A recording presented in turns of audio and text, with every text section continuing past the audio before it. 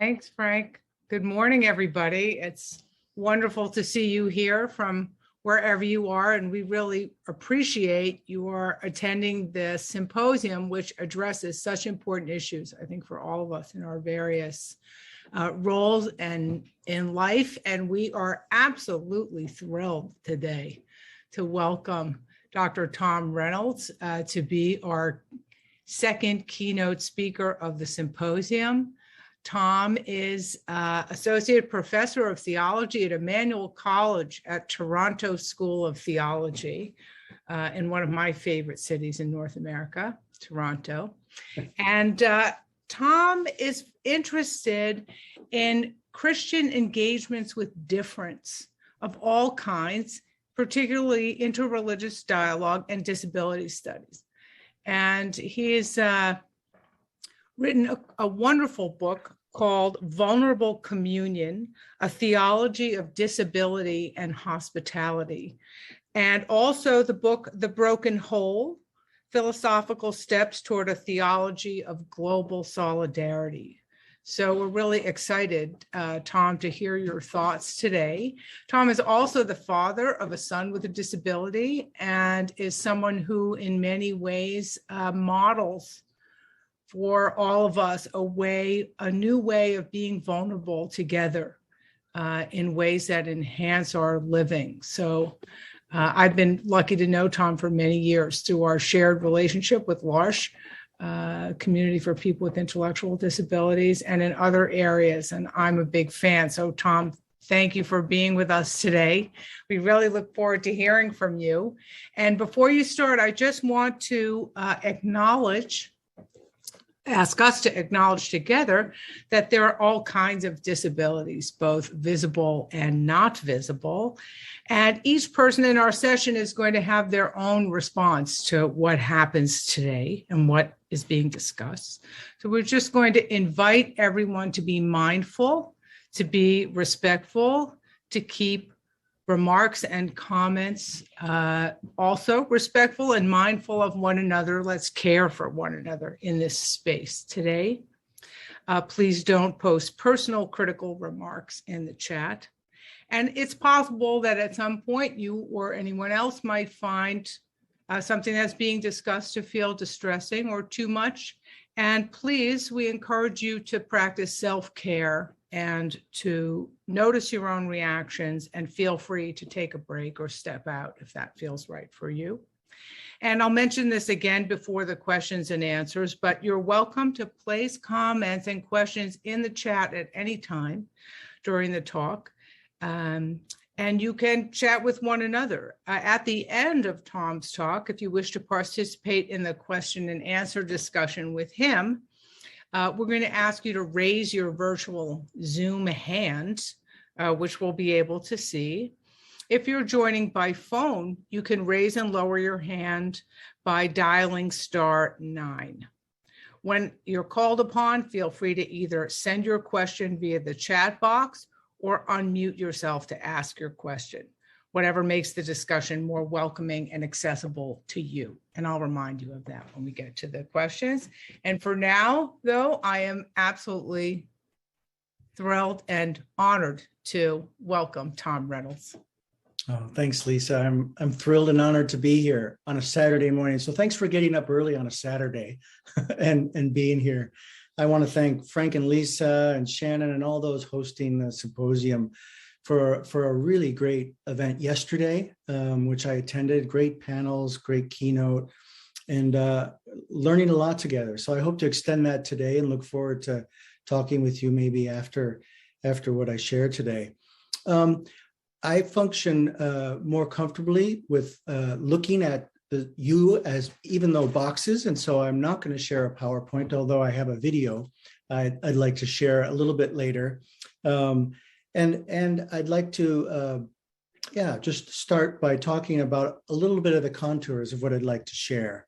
I'd like us to consider the imaginative nature of belonging together and to reposition disability not as other or abnormal, but as a different way of being embodied vulnerably together gracefully. Gracefully is key, and we'll see that later in dance. But it's a spiritually deep connection. And I think there are prophetic resonances to this, sounding in both critical and energizing modes. And so, because I'm not using a PowerPoint, I'm going to hold up the books I'm referring to. Walter Brueggemann's The Prophetic Imagination has deeply impacted me. And so I'm using critical and energizing as categories that he develops in this book. So first, in the negative sense, the prophetic imagination here is critical in that it interrogates and resists distorted and demeaning features of what is, of the status quo, of what bears down upon and diminishes belonging, in our case this morning. And second, in the more positive vein, it's energizing in that it imagines and announces possibilities for being together, for what can be, opening a posture of amazement at the prospect of new life and connection in love and justice. Both of these modes join in the work of relational transformation, which is really at the core of what I'd like to share. So I aim here this morning to pry open pathways beyond dividing lines drawn between people and which create barriers to being together. And further in this slide, and because as a theologian, I'm particularly interested in more promising possibilities for being church, my hope is that richer and vitalizing ways of being community may emerge, ways resonant with hospitality, a hospitality that transgresses restrictive or divisive human constructs, because it roots in the love of God and neighbor. Such togetherness and hospitality is nourished by the currents of a deeply relational spirituality, not just a vertical one, but a deeply relational, incarnate, embodied spirituality that is both prophetic and transformative in character, and which emerges in what I'm going to suggest is artistry, the imaginative artistry of being with one another. So I'm going to do this in 4 basic steps, and I'll try to be clear along the way. First, I'd like to tease our imagination by discussing a bit about what it means to belong together as church, but with implications that expand much wider than church. So here I'm going to follow many who write and work in disability theology and ministry, such as Eric Carter, Cynthia Tam's recent book, John Swinton, and various church organizations like All Belong, which was mentioned yesterday, but the document put out by the RCA and Christian Horizons, Everybody Belongs. Belonging is a term that's being used more and more. And so I'm riffing with this term, but I'm also highlighting it rather than inclusion, which can be, to use John's word from yesterday, a rather thin way of thinking about being together. May not go far enough to actually foster the robust belonging that might foster a genuine sense of being at home. Second, then, I'd like to offer some thoughts in light of disability studies, which I'm engaged with, to help retool perceptions of disability and belonging. For belonging is fraught with baggage in relation to disability. Faith communities have what I call a we problem, a problem that stigmatizes and marginalizes disability in various ways as on the outside of normalcy, a property that others, of others, viewed as abnormal or deficient in some sort of capacity versus a performative we on the inside who represent them often as passive objects of care or with labels that demean or trivialize. But the question arises, what is disability? What is normal? And who is we? So I'm going to interrogate that a little bit. Third, to help move beyond this we problem, I'm going to try to resource the biblical traditions of hospitality as a possible alternative and suggest a way of considering hospitality that highlights the preposition with rather than to or for, to move beyond paternalistic, condescending, and unilateral gestures and open towards mutual hospitality. The mutuality will be key here. Bearing witness to God's hospitable love with one another invites a kind of withness, and bearing witness to each other in the many ways that embodiment presents opens up a kind of deep connection that resonates with spiritual vitality. Witness is withness. It's a kind of a term I want to play with a little bit as we unpack things together today. So hospitality can be a way of developing a spirituality of relation. And this has interfaith implications in Abrahamic and other religious traditions, although I won't have time to do this, but that's part of what attracts me to hospitality, is its applicability in a wide variety of contexts, not just Christian. Finally, and fourth then, this can open prospects for what I will call an expansive relational imagination. It sounds like a mouthful, but I think the expansive relational imagination can be a way of dismantling barriers of representation, attitudes, and architecture, and cultivate a wide sense of access that is ongoing and co-created for and by all in community. That's really key, the co-creative piece. And so I see access here not as an additional add-on to an already established center or community, an after achievement, we might say, but as a multi-dimensional piece that actually is at the heart of belonging, a prophetic and transformative belonging. So in concluding, I'm going to suggest that the embodied artistry of dance offers a generative way of imagining how such belonging might be cultivated as a relational practice. Don't worry, I'm not going to dance, but I'd like to share some possibilities that I think the arts offer. I'm very interested in the arts. So first then, let's start. Belonging beyond tolerance and inclusion is the first section. I'm going to begin with a passage from Christian scripture, from Paul's letter to the first letter to the Corinthians, which paints a picture of belonging to the community called church, though I think the metaphor can be extended well beyond that. He states, "For just as the body is one and has many members, and all the members of the body, though many, are one body, so it is with Christ. For in the Spirit we were all baptized into one body, Jews, Greek, slaves or free, and we were all made to drink of the one Spirit. Indeed, the body does not consist of one member, but of many." That's 1 Corinthians 12 through 14. I like this passage in particular for two reasons, and I know others in disability studies like Brian Brock makes a lot of this in his work too. Two things stand out to me. Here is not one kind of body among members, but one body, a communion created in the abundance of a grace that nobody solely possesses, with no them as others and no privileged us on the inside, but all as members, which go much deeper than human social constructs. Secondly, many kinds of bodies in their differences, we might add disabilities as well as abilities, already are a beautiful web of honored gifts, already are. A deeper we, a deeper us is woven together in God's loving spirit here. Developing, and there are many other places that do this, like Ephesians 2 speaks of the church as a household or family of God in which, and I love the language, dividing walls based in human ordinances are abolished. Paul notes further that gifts are received from all members of the body in Romans, some of whom may be assumed, according to normalcy, to be weaker, but who are in fact indispensable.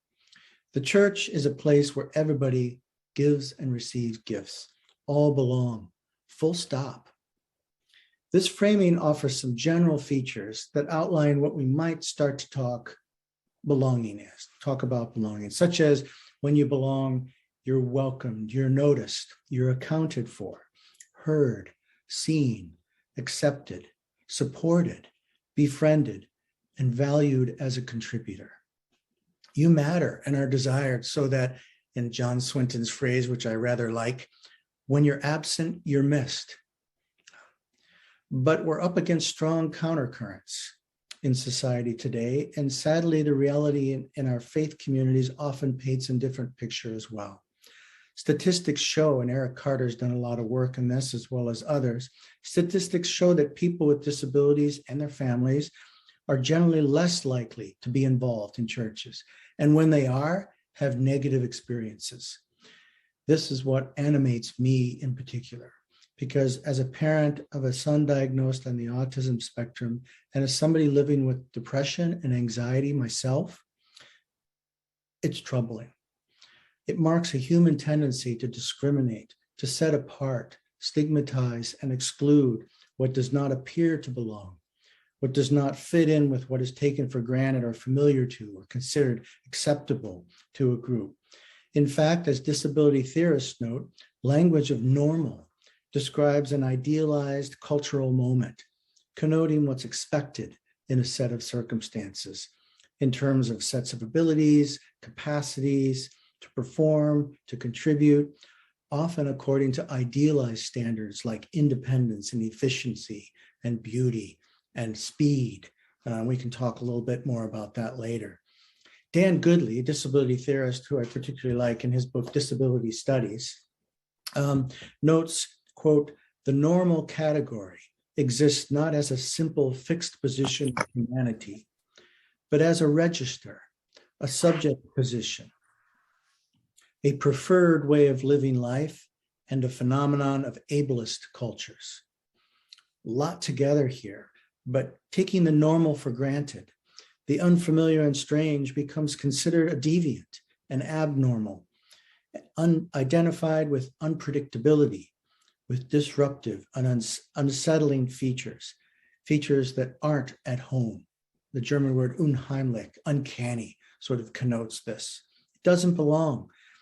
The nature of this kind of binary formula is artificial.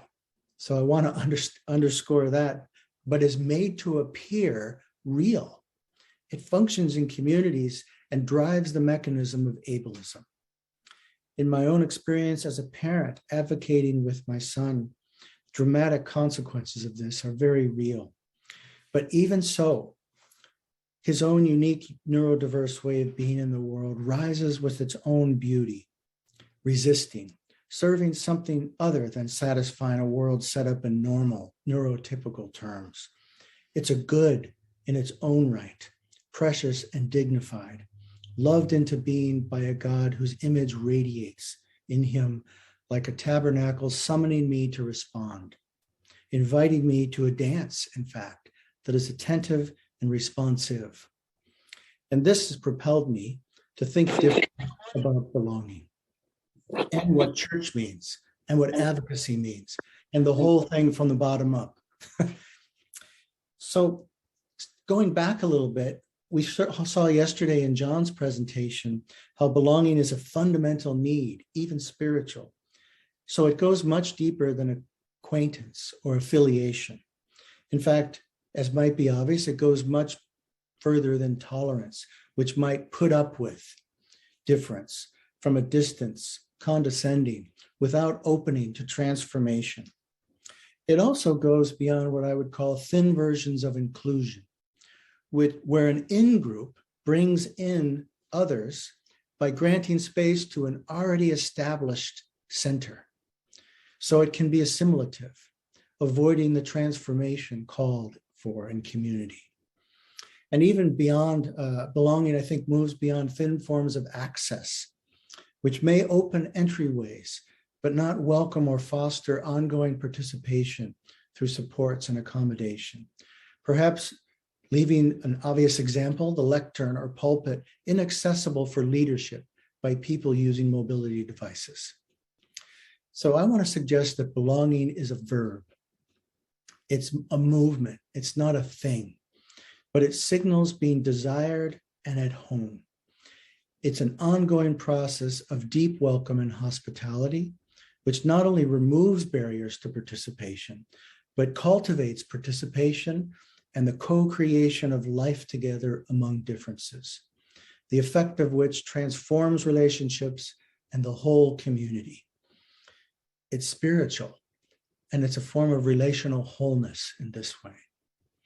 But for this to happen in current cultural climates, retooling for a more expansive imagination is needed, moving away from restrictive attitudes and practices and towards new possibilities for being together.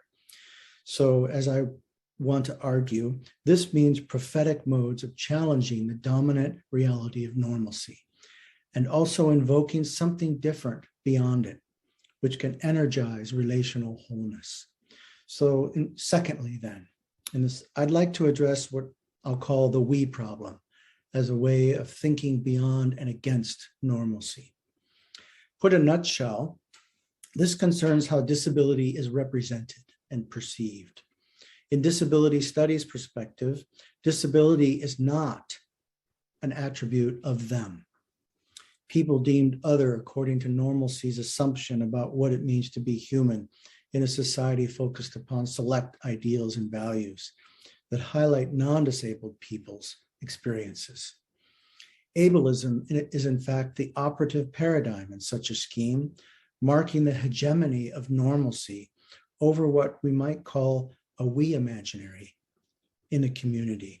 And by we imaginary, I mean a kind of collective sensibility that's assumed when words like we and us get used, words that actually perform community by outlining an inside and outside schema and the various shades in between.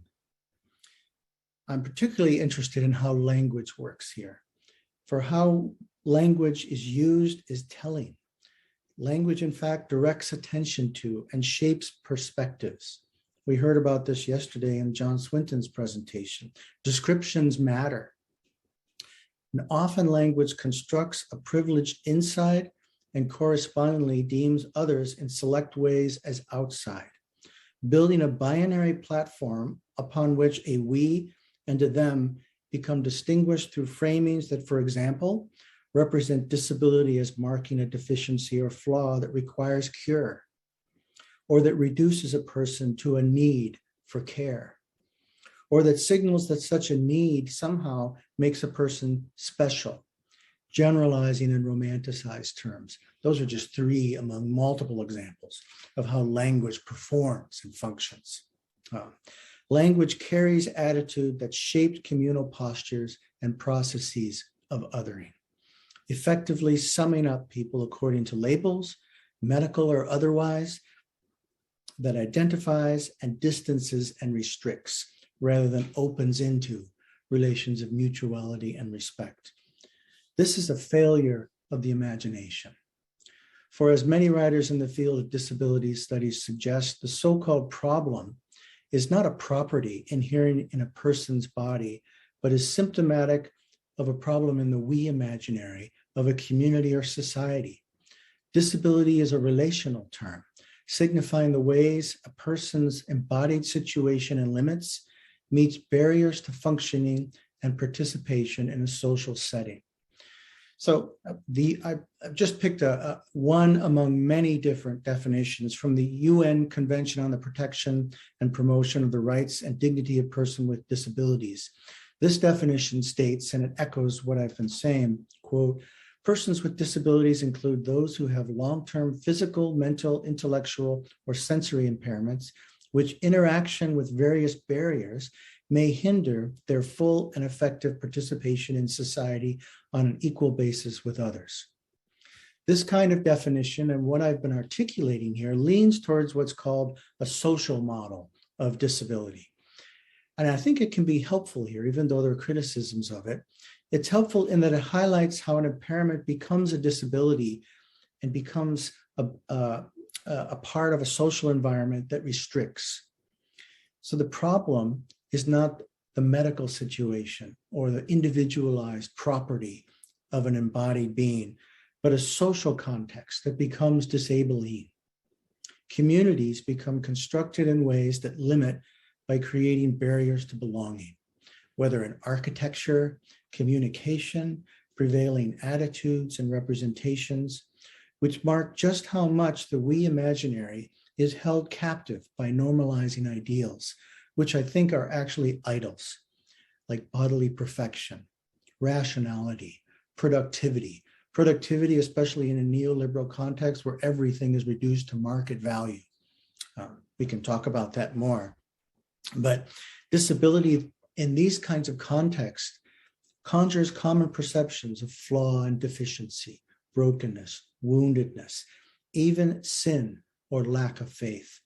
That is, as problems to be solved and cured, or dismissed, as is often the case with invisible disabilities, requiring then the passive reception of care programs, all of which in a real way frame disability as something to be remade in the image of an inside before a person can belong. That's a really key point. I'll say it again. Framing disability as something to be remade in the image of the inside before belonging can happen. So it might not be an exaggeration to say that the appearance of disability in a social situation, say in ministry or an educational setting, serves to expose the pretense to normalcy that preoccupies a community's members. Space and time are set up in ways that expect certain kinds of bodies, not only indicated by architecture, but also by protocol for participation. For example, in what is meant by worship, or what is meant by practices of spirituality, which is why I'm grateful for a conference like this. In this sense, when a disability is present, a community's frame of normalcy becomes disrupted. Non-disabled people become uncomfortable, unsure what to do. When I share my struggles with depression, people are silent. And often one of the responses, well, your spirituality may need developing, which actually reproduces the very situation of alienation and prevention of belonging. Disability becomes disorienting surprise that throws into crisis what has been assumed and taken for granted. Cracks appear, challenging the normalizing assumptions by which non-disabled people pretend to find order and meaning in the world. And to recover then, social processes are put into play to regulate and manage the damage, cementing the cracks, often by attributing the problem to individual bodies. This is what I call the cult of normalcy at work, which functions to ritualize, in a certain sense, into a normalizing framework, where disability becomes represented as something needing containment through programs and through treatment, often done under the guise of care or inclusion. Care becomes a four-letter word here in disability studies. An example might be keeping certain people out of worship for fear of disruption by starting a special needs class, which one parent told me at their church was more of an effort to manage other people's discomfort with her daughter's occasional verbal outbursts than actually attending to her. Or treating people with disabilities as special blessings or an inspiration, supercrip, for the community here, which can say more actually about how about the community's need to remake disability into a palatable image for insider management than about genuinely attending to and coming alongside people. Another example would be looking at autism as somehow focused on special things and blessings. While this may be true in certain cases, as the panel talked about yesterday, it can generalize and reify certain attributes that end up removing the difference, the spectrum of possibilities. Disability shapes and is shaped by normalcy. But what is normal and who decides? The key point I'm stressing here is that disability involves social processes and cultural systems that produce obstacles of various kinds, limiting and restricting belonging. In this way, disability is not about them, but a matter concerning all, disabled and non-disabled alike. And here I'm drawing from disability theorist Leonard Davis, who states that ability and disability are part of the same system of normalcy. And it's why Dan Goodley, who I've quoted in his book, speak of disability, dis/ability, part of the same framework, ableism and disableism involved together. Disabled and non-disabled people alike participate in the structures of normalcy, which shape representations and attitudes. Pushing further even in disability studies, disability then punctures the illusions of normalcy. It unsettles and disrupts business as usual and exposes actually how lines are drawn, constructed around assumptions about kinds of bodies deemed normative. So in this section here, I would suggest that the first task is to notice these lines and the disruption and accept it as a challenge and provocation, a kind of prophetic call to re-examine how the we imaginary functions in community, how my own communities have been co-opted into restrictive imaginaries that build barriers and create inequity, undermining belonging. And if instead of making disability an individual's problem that needs changing in order to fit, the focus is shifted prophetically to the community, disability becomes an opening towards change, transformation. Viewed via the prophetic imagination, a provocation might be viewed as an invocation into a deeper sense of belonging. And in my understanding, this is God's call, summoning and challenging to live out more deeply what it means to be spiritual in and through relationships as church. But to respond to this kind of invocation also is needed an imagination that is expansive and that works to overcome aversion to disruption and surprise. And here I think hospitality can be a resource, an energizing factor towards prophetic belonging. So in my third section here, hospitality with. Doing the groundwork so far helps beginning to rethink what hospitality might mean as a welcoming beyond barriers of stigmatization and exclusion. But there's danger here too.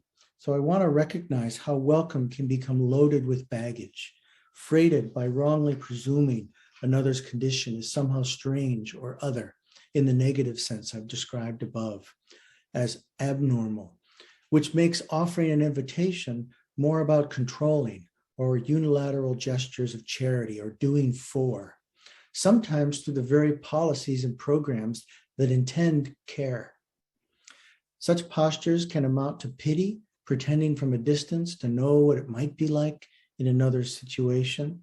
And in this way, disability is often represented falsely, as if disability means a person is somehow passive, a victim without agency, or two, as if disability is only about one thing, missing the variety of experiences, both invisible and visible. And three, as if disability sums up who a person is. Totalizing representations like this invalidate living with disability in the name of a hospitality that is thinned out along these lines. So it highlights the importance here of even reorienting hospitality. But I suggest that it can also assist us here if we probe further. For genuine belonging among people roots itself in genuine gestures of shared hospitality, not as practices of etiquette or shallow invitations that are offered without support, neither as what Stephanie Spellers in her amazing book, Radical Welcome, says is an invitation to assimilation into an inside already packaged in control, but as a radical welcome, to use Spellers' word, marked by attentiveness that nourishes life together in mutual relationships of giving and receiving. The mutuality here is key, so I'd like to explore it a bit further. The focus of biblical hospitality here is rooted first in God's loving welcome, which invites similar welcome. The love of God and neighbor then are joined as correlates. So a basic underlining theological motif emerges in the Hebrew scriptures here that can be identified as God first welcomes, calling Israel out of Egypt and providing for them as sojourners in a strange land, so too are they called to welcome others. In Exodus and Leviticus, numerous passages depict this. In fact, the origin to offer hospitality lies in first having received it. As the adage goes, learning to be good hosts requires first being good guests. And in biblical testimonies, the fact that God's hospitality takes priority of place has radical implications. In receiving and remembering God's gift, the gift of sharing becomes possible. This is seen in one way, as I see it, as the energizing mode of Brueggemann's prophetic imagination, which Brueggemann draws on Abraham Heschel, a famous Jewish rabbi, suggests cultivates amazement and wonder. The wonder at having been given and received an existence at all, but also the gift of love by a God who loves into being. which mobilizes hope and new life. So pushing further, God's extravagant hospitality opens possibility of relationship here, so that the injunction to welcome the stranger, one who is familiar, perhaps comes from afar, surprising with a visit, or embodying a different way of being, is not a way of managing a problem or normalizing an abnormality, but a way of loving neighbor. And in this, a work of transformation happens. In the dynamic exchange of hospitality, strangers become neighbors, joined in proximity and kindness. In the dynamic here, hospitality then makes room, as Christine Pohl's book, Making Room, exemplifies. It makes room for others, not merely to come inside, but to come alongside and be with. All are considered neighbors in the making. And in fact, within the arc of God's transgressive love, already are neighbors from the beginning, radiating the image of God.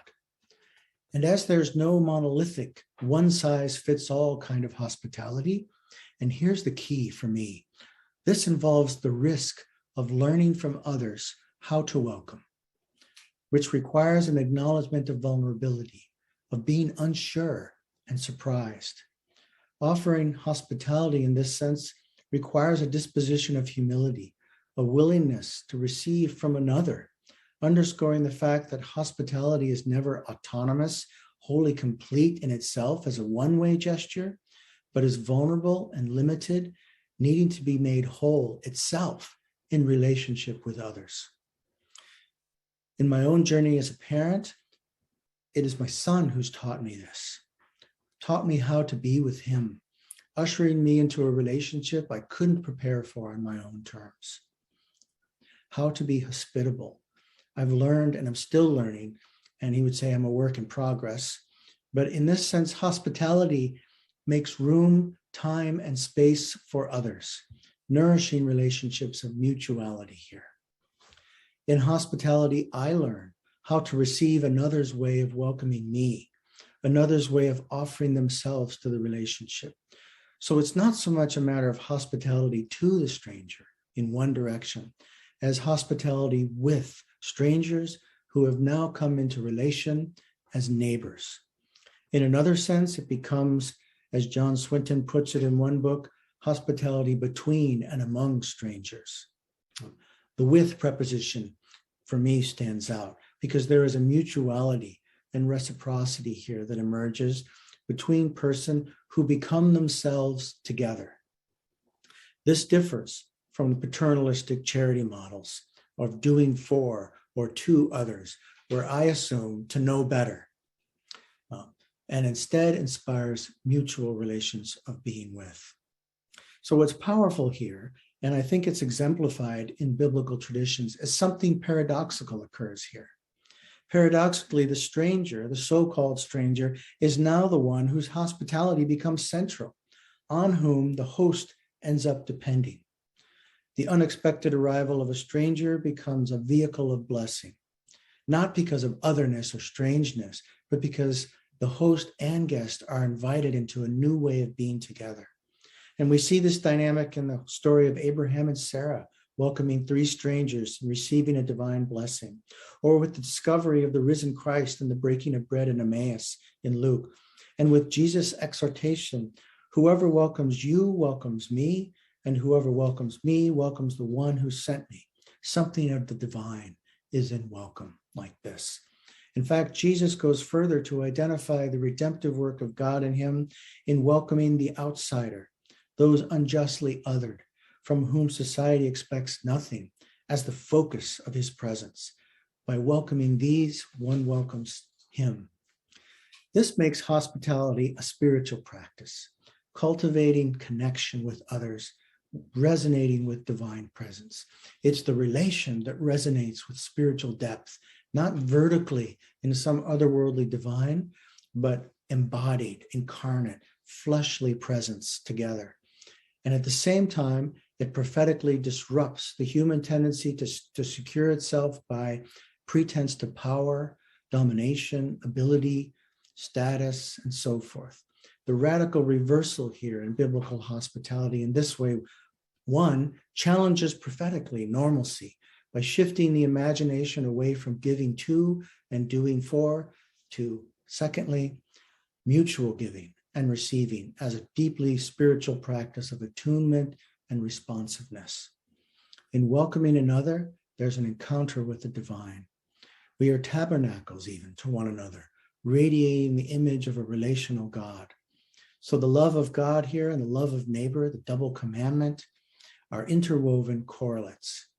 Bearing witness to God in relation with one another is a kind of witness as witness, creating a relational between, echoing Martin Buber's language of the between, a relational between that is a kind of sacred space infused with energy and new possibilities. So finally then, I'd like to talk about cultivating what I'll call the expansive relational imagination. The relational spirituality for me here is powerful, having the potential to expand and enrich a community's we imaginary, cultivating places of belonging. But moving even more widely, it becomes clear here that belonging is in fact the possibility that we, in the sense of every human, receive our existence from one another in relationships of vulnerable interdependence. Recognizing this turns upside down the economy of exchange that governs the status quo of normalcy and openly acknowledges vulnerability as an awareness that humans are not autonomous sources of our own destiny with seamlessly complete bodies, but fragile earthen vessels exposed to each other and to the contingencies entailed in simply being finite creatures for both good and ill. We are porous. Our boundaries shade into one another. We leak and spill over, and at various times become uncontained and reliant upon others. And in this, it's important to recognize also how society renders some bodies more vulnerable than others. Vulnerabilities are not everywhere the same, but are distributed differently. And this is what, especially in the mechanism of ableism. As Erin Gilson wrote in a fabulous book called The Ethics of Vulnerability, which we can talk about if you like, but in her book, The Ethics of Vulnerability, she says that recognizing the realities of multiple vulnerabilities with caring attentiveness can yield powerful connections between people, building bridges of empathy, compassion, respect, love, and justice. And here I come to a crescendo. Genuine wholeness is realized not through so-called ability, but through acknowledgments of mutual vulnerability made concrete in relations of hospitality with, giving and receiving. Concretely, the vulnerability of another is a preciousness that holds me to itself, that summons me to response, to becoming responsible, in the language of Emmanuel Levinas, a Jewish philosopher that's been particularly important to me. Wholeness comes through life together, a relational wholeness. On a spiritual level, it's the interdependent relationships that we share that become the way that humans radiate the image of God. So there's a wider horizon here at work, a horizon that is the unfolding presence of a capacious grace that energizes relation and lies in the fabric of all things. A woven tapestry at the heart of being itself is relation. This is why I think the moral openness of hospitality is central to prophetic belonging. Creating access in this sense becomes a crucial, then, ongoing journey that itself is relational, not a one-time achievement or a box to check, but the heartbeat of a community. Access is a pathway to participation, a process making space for all to co-create, being together in mutual hospitality. And the creative energy emerging in this dynamic doesn't so much look like a strict linear process toward a predefined end, as it does a kind of responsive artistry in which members in their differences ongoingly improvise and build resonance together. This makes for a co-creative togetherness, like a dance, bodies moving together, differently attuned to and responding to each other, engaged in sharing and expressing the rhythms of mutuality. Part of such creative responsiveness means risking the unknown in ambiguity and uncertainty, open to the messiness of concrete embodied situations that bring the unexpected and surprising, and with it, the possibility of failure. Such risk, nourished by a spirituality rooted in mutual hospitality, gestures with a willingness to be surprised, unsettled, disrupted, to be a learner, to repent, to begin again, and perhaps heal together. So to sum up, prophetic belonging involves 1, the mode of critical reflexivity, open to and responsive to critique, resistant to what diminishes belonging. And secondly, an energizing of the possibilities of mutual hospitality, gesturing towards new configurations. And this is why I'm drawn to the metaphor of dancing, bodies open to and moving with one another, creating artistic and graceful time and space together. And so I want to conclude with an example of dance, which beautifully illustrates the expansive imagination in practice. In their book, Theology and the Arts, Ruth Illman and W. Allen Smith offer a case study of dance as art that transforms. The chapter is suggestively titled Embodied Grace, and it details the works of an Oakland, California-based ensemble called Axis Dance Company. You may have heard of this, which embraces an approach to dance called physically integrated dance, involving dancers with and without disabilities collaboratively interpreting the music in artistic movement together. Its stated mission is to, quote, create virtuosic productions that challenge perceptions of dance and disability. And its vision then follows: to create a radically inclusive dance sector, a world by removing barriers and showcasing the beauty of difference, working towards this vision through what it calls 3 pillars: artistry, engagement, and advocacy. 3 pillars that I think could be part of prophetic belonging here. This approach might be extended and multiplied in thinking about community and belonging. So I'd like to share my screen and play a two minutes or so of something found upon the website. Hopefully this will work here. As a dancer, it's definitely like a worst fear to be told you're never going to walk again.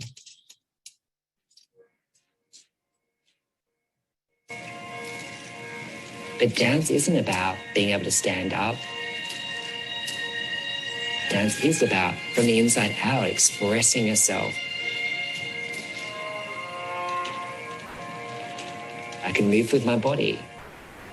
It was just different to what I used to do.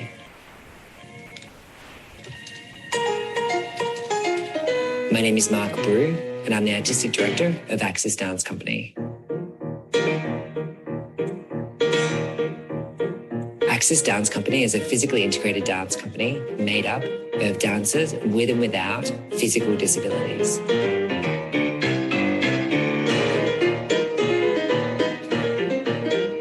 It's about that combination of disabled and non-disabled dancers and the unique, wonderful things that they do together. We're going to start just playing with these gestures. In the dance world, we say translation. For example, if I have a choreographer who's showing me a movement and they're a non-disabled dancer, they're standing up, how do I translate what they're doing to my body? And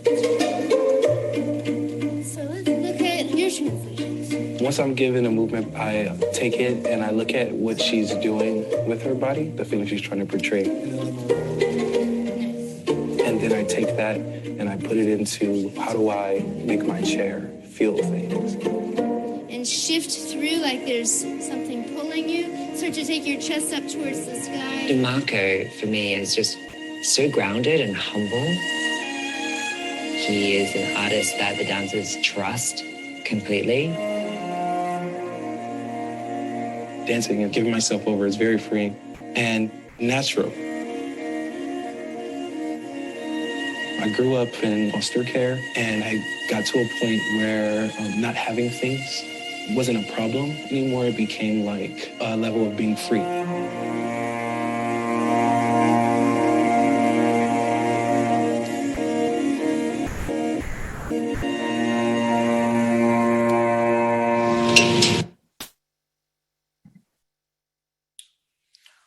We could go on there, and I encourage you to check it out. But I think the key for me here is, rather than being subsumed by normalizing ideals of perfection, physical, and grace, Access organizes around difference in embodiment and the intersubjective responsiveness and collaboration of doing movement together. There are other videos where actually people using wheelchairs are the choreographers. So the little clip I showed can give that the translation is one way, but actually it's mutual translation that happens. It's a dialogical, interactive, co-creative space here that Illman and Smith in their book suggest creates sacred space and time, transforming and reinventing modes of dance that puncture the illusions of normalcy, I would suggest, by dramatizing in dance how responsive and artful being with one another might move gracefully with and through embodied differences. And so I think it's one rather generative model here of imagining community, imagining prophetic belonging. Jazz performance and improvisation can be another model, and there are many others that we might talk about. But I'll circle back to the question of what it might mean to belong.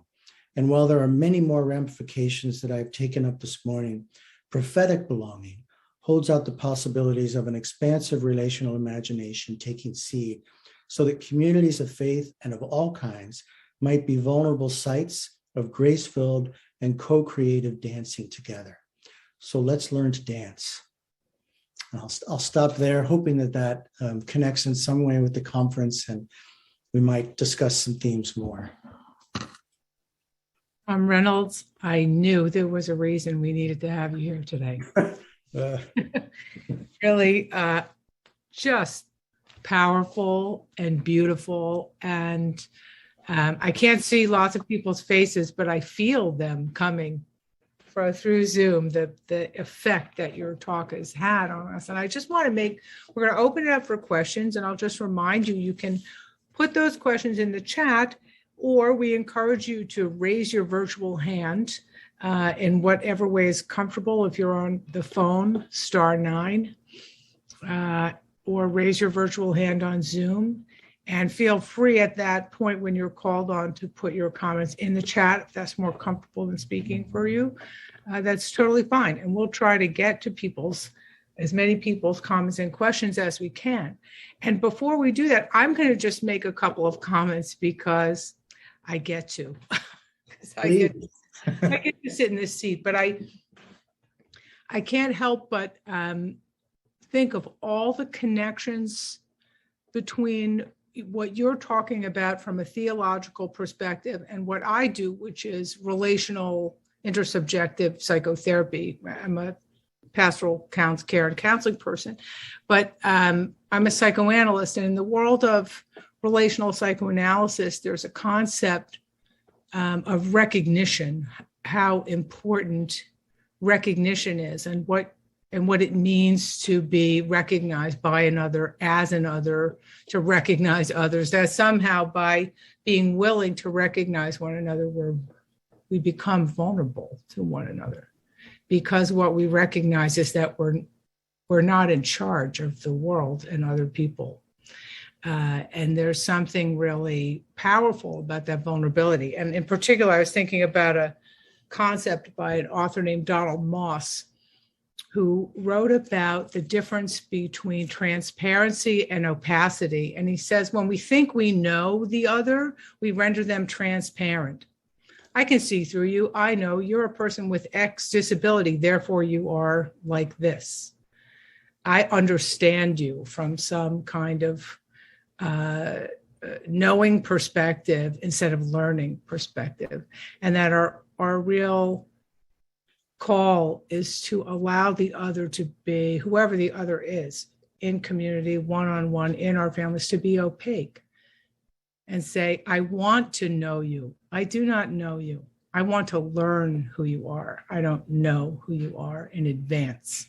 So what you're talking about really resonated with so many of those thoughts from the kind of work that we're hoping to do in relational psychotherapy too. So such a great integration there. I appreciate it.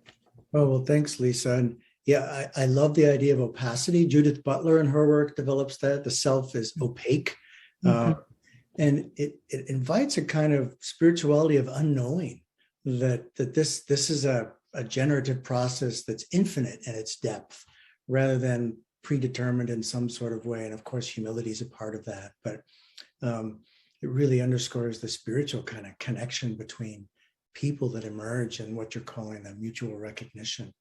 And I like the term witness too, which in some ways can critique the idea of recognition being a recognition based upon an insider perspective. So another can be recognized only in a certain set of predefined terms. And what you're suggesting sort of explodes those categories by an opacity that itself is a surplus, an excess of meaning that invites further relational proximity and engagement.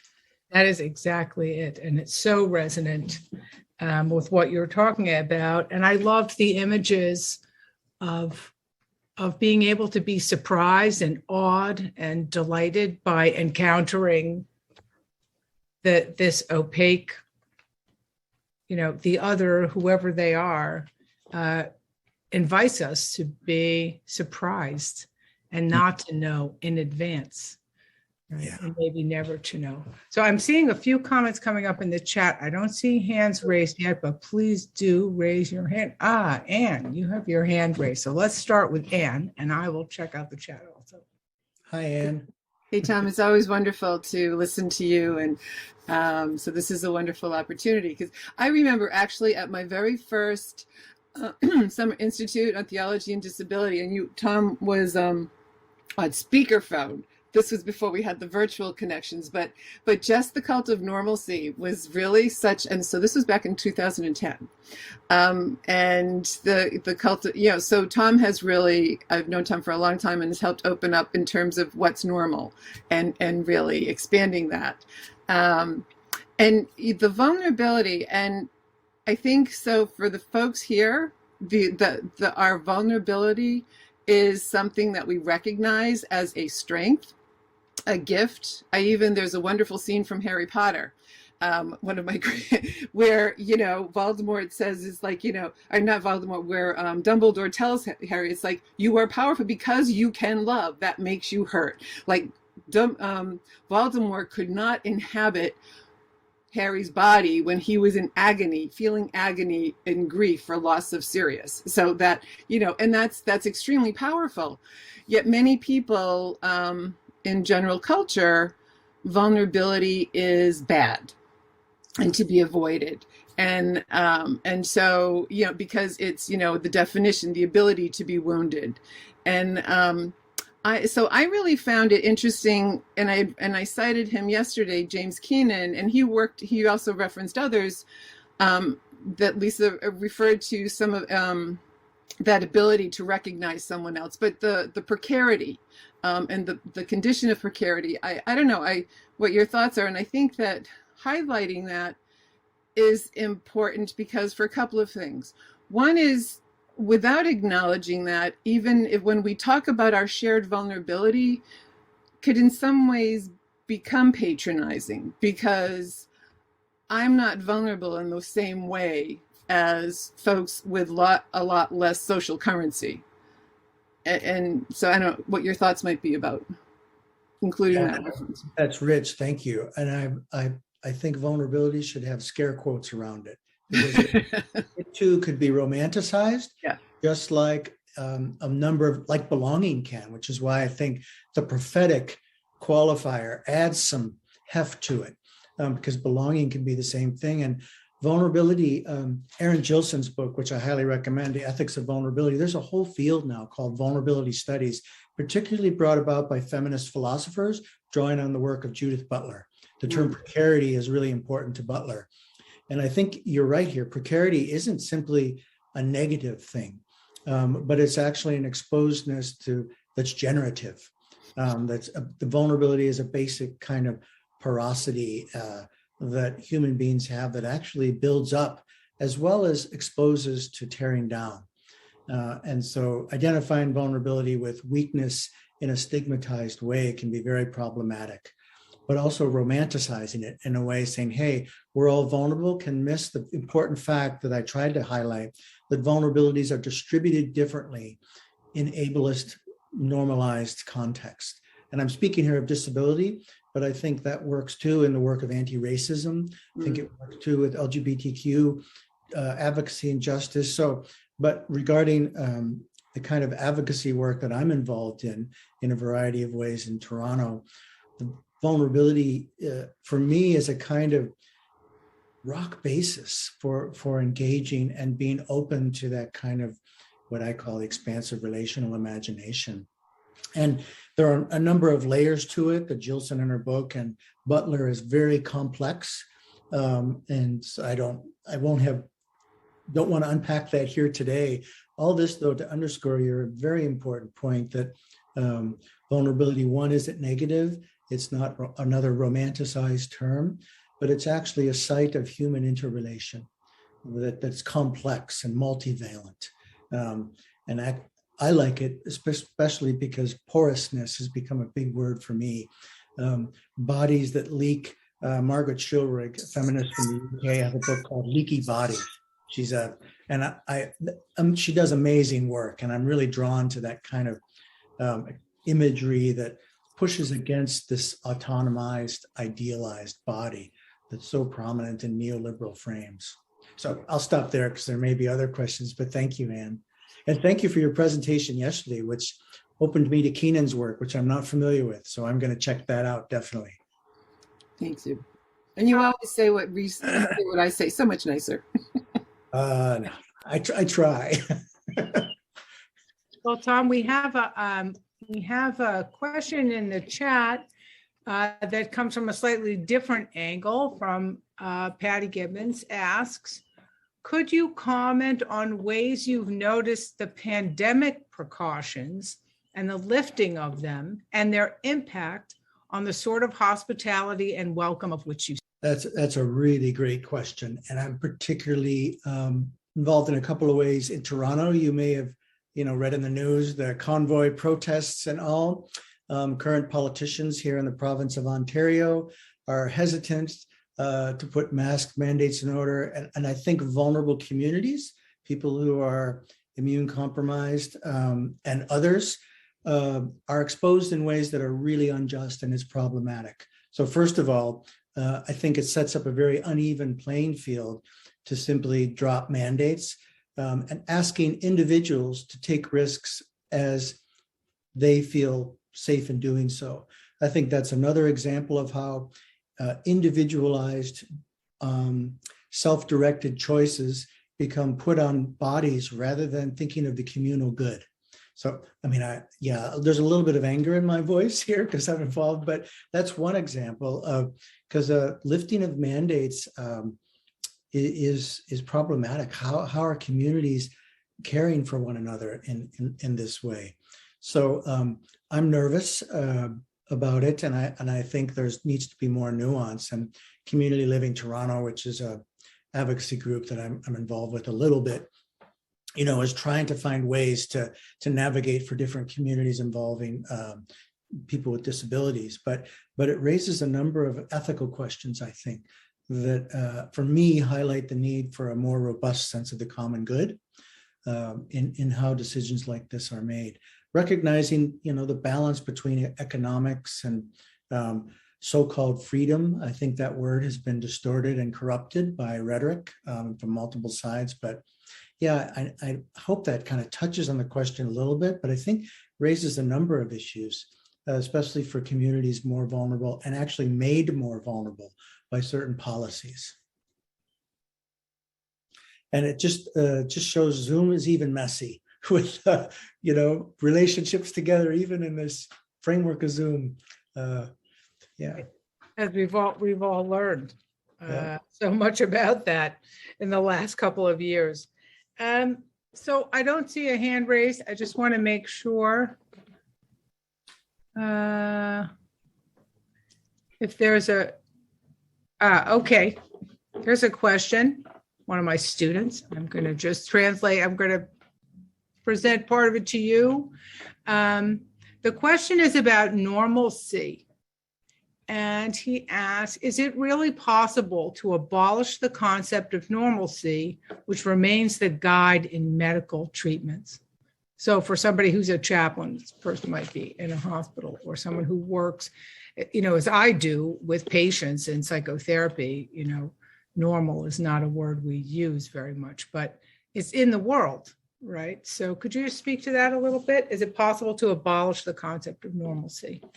Yeah, it's a really great question, and it raises all kinds of nuance. And I think first I would say that normalcy, as it's used often, and as I use it in disability studies, doesn't name a thing, but rather an apparatus, a process that functions differently in different kinds of contexts. I highlight the kind of genericized sense of a kind of neoliberal preoccupation with self-interest and individual autonomy and efficiency. But it could operate differently. I mean, there's, I'm thinking of Foucault here, who looked at the normal and the pathological and looked at medicine. So I think it operates in medicine in a variety of ways too, implicitly. So while the word normal may not be used, there is a kind of apparatus there that governs the way treatments are parsed out and suggested and actually coerced in certain senses upon bodies. But I don't think there's a way necessarily to move outside of normalcy, because one normalcy reproduces another. And so I think in a world where there is messiness and power gets parsed in different kinds of ways, and here again, I'm sort of drawing from Foucault, power is always there. It can be generative, it can be negative, but it circulates, as in his language. That normalcy becomes a way of defining how power moves in ways. So that's how I use the word normalcy. But normalization happens in education. I can't speak in medicine because of my unfamiliarity, but I would. There's been some critiques of the social model along these lines, that the social model so focuses on the context that's disabling that it misses the reality of impairment and in fact loses impairment. There is genuine suffering, for example, chronic illness. Susan Wendell's book is a fabulous book in this regard, that is missed in a social model. And so I wouldn't want to reduce everything to context, but sort of nuance kind of a biophysical, a psychosocial, with a cultural, like I use representation, drawing from the cultural model of disability some too. So I think there really is in some cases, and I'll just use the example of myself with depression, medication. Depression can be over-medicalized and predetermined, but at the same time, medication actually, I call it, provides a netting so that it doesn't cave in on me from all sides. So it's a delicate balance there, I'd say. But I hope that helps with at least the term normalcy there. And I would defer to others in medicine that might speak to that with more detail than I'm able to. Yeah, I think that's a wonderful, rich, and complex answer. And thank you for everything. I see we've got about 4 minutes to go. So I want to give anyone a chance who might want to ask or a question or make a comment in our last 4 minutes together. I see Elizabeth raising their hand. That's right. Thank you. Okay. You can hear by my voice, I'm American, but I've been living in South Africa since 1995. And I came across here, which is very important, deeply rooted in African culture, is what's called Ubuntu. The spirit of Ubuntu, that profound African sense that we are humans only through the humanity of other human beings, is not a parochial phenomenon, but has added globally to our common search for a better world. And perhaps my South African colleagues could say more about that, but I think that is deeply rooted in the spirit here. Mhm. Thank you for that, Elizabeth. That's beautiful. And I think Ubuntu, like Tutu wrote on this, and a number of folks, I've seen L'Arche actually adopt in a variety of ways. This, so we are, I am because we are. And I think that model fits very well with the kind of thing I'm trying to articulate in rich ways that draw from cultural experiences in another light. I think we could find what I love about hospitality is the interreligious implications. It's there in the Upanishads, it's there in Abrahamic traditions, obviously deeply rooted in Jewish traditions, but it's there in the Hadith of the Prophet Muhammad sayings. And so there is a kind of sense that human engagement with is elemental in a certain way. And Ubuntu is a beautiful, very rich philosophy of relationality there. So thanks.